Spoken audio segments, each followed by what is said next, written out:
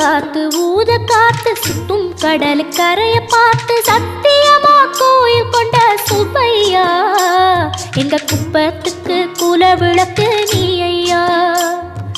வாட காத்து வீச பார்த்து அலையை எதிர்த்து வலைய போட்டு மீன் பிடிக்கும் தொழில் நடக்குது முத்தையா.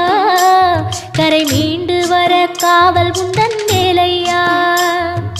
திருச்செந்தூர் ஆண்டவனே வேல் முருகா தினம் உனக்கு நன்றி சொல்வோம் மால் மருகா.